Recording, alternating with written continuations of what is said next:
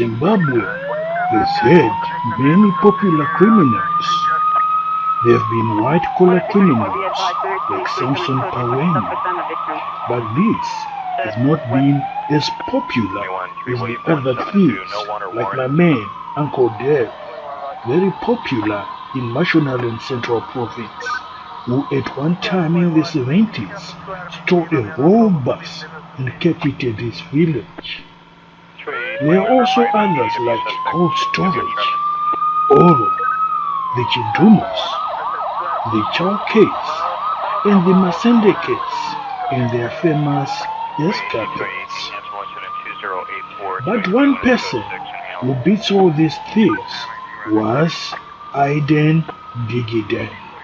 He made his trade, stealing, proud. He was obsessed with stealing Ford cars, mostly. He was born in 1939 and went to high school at Chaplin in Gweru. He was sent to prison in 1962 for stealing 5 cars, all of them Fords. This made the court sentence him to 4 years in jail. While in prison, he kept on stealing. On 30 September 1962, he stole electric goods at a shop in Bulawayo. He also stole a Ford Zephyr and a Ford Console on the same day, yet he was in prison. One of the vehicles was actually found parked opposite Grace Prison, where Diggden was doing time. The police were at sea about the culprits. They could not point at Diggden since he was chilled in his prison cell. They didn't know what had hit them, but it hit again only a month later.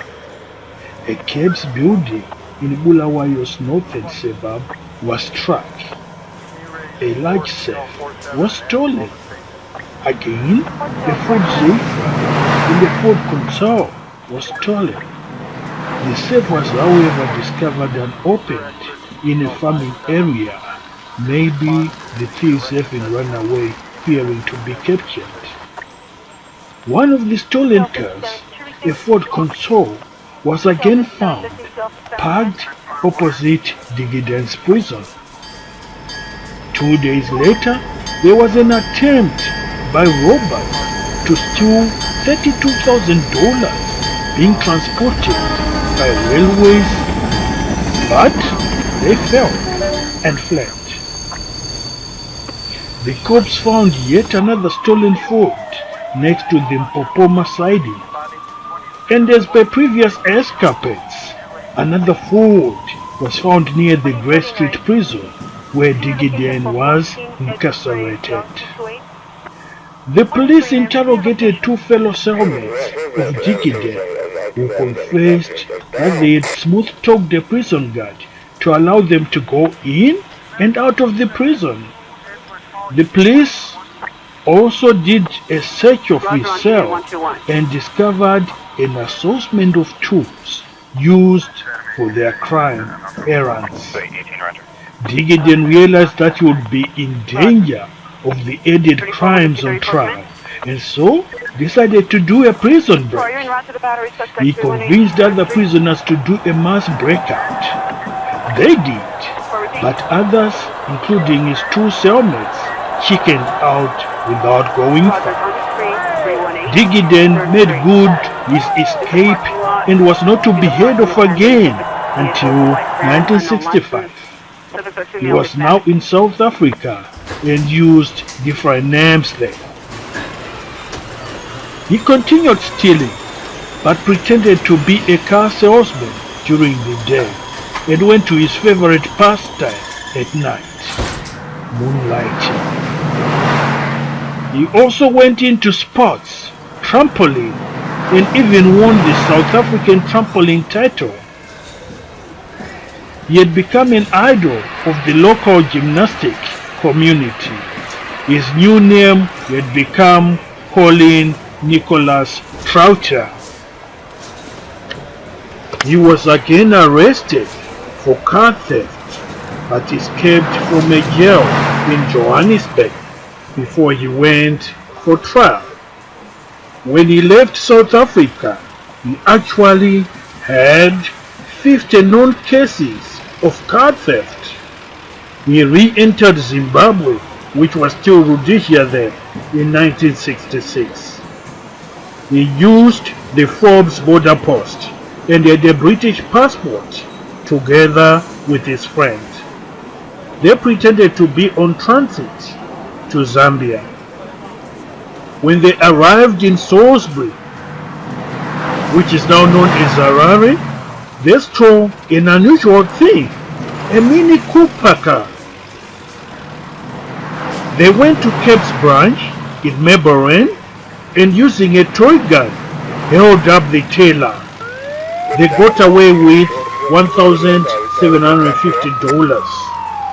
The police were put on alert, but Diggden and his friend got into a train headed for Bulawayo.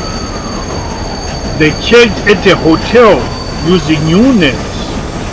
When the police came looking for them, they saw the cops first while having breakfast, and immediately the two guys fled. They left the remainder of their bank loot in room 111 at Plaza Hotel, which the police confiscated together with their passports under false names.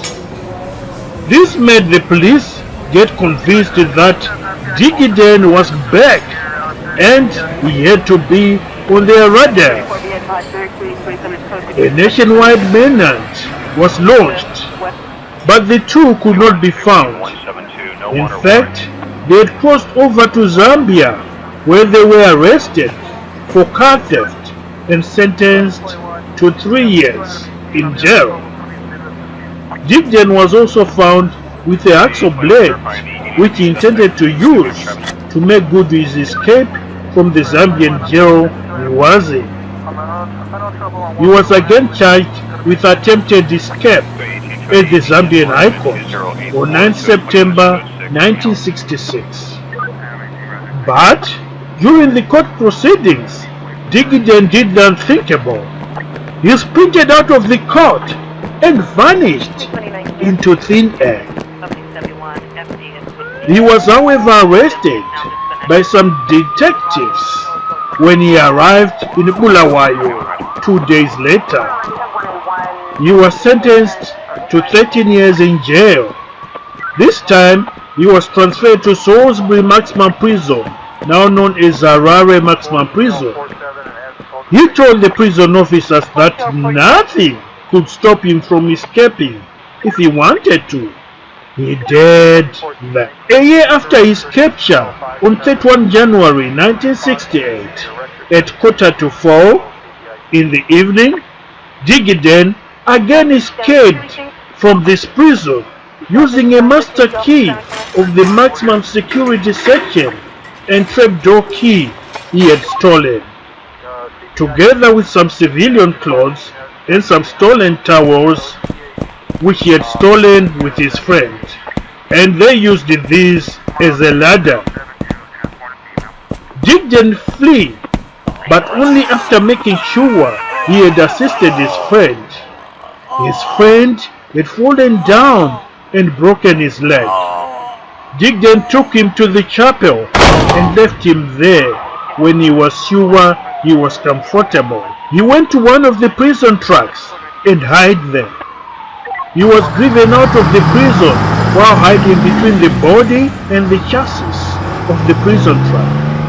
He then slipped off and went to Chikurubi's support unit, where he stole a bicycle that belonged to a depot inspector. He rode to town. There he stole a Ford Anglia, which was found abandoned in Mazowe Road the next day, and yet another Ford which was left near the Central Police Station. He was again arrested after a storekeeper reported seeing him boarding a bus in Essexville now known as Zimbabwe'S. He was taken back to Salisbury and sentenced to a further 18 months for his escape. This meant him now going for 14 and a half years in jail. A year later, he asked to see the prison senior officers, but after seeing them and being returned to his cell, he just dashed and outsprinted the surprised guards. He jumped the 5 meters wall and for a few seconds gained his freedom again. But a detective who was close by went into action and arrested him. This meant additional years in prison. On 6 August 1970, at around 6:45 in the morning, Diggden, who was now under maximum surveillance, was put in a cell measuring 3 meters by 2.5 meters and 3 meters high for 16 hours a day. But he escaped once more. A 3-hour hunt was only stopped after he was found hiding in a water tank on the roof of one of the blocks. On 15 November 1971, he again escaped, using yet another key he had made in the workshop. Dressed as a prison guard with 2 prisoners he seemed to be commanding, he walked to the prison gate and told the duty warder to open the gate authoritatively. The duty warder complied. Once outside, he stole a Ford Anglia, which was pegged outside the prison gate, and the 3 drove to the city center. They were, however, eventually arrested after some days, and more years were added on Diggden. This time, however, he did not escape and served 12 years out of 18 years. He was released on 16 November 1978. He then went to settle in England. There, he was arrested again for stealing 41,000 British pounds in 1980. Eventually, he just disappeared from the map. No one knows where he is now or whether he's still alive.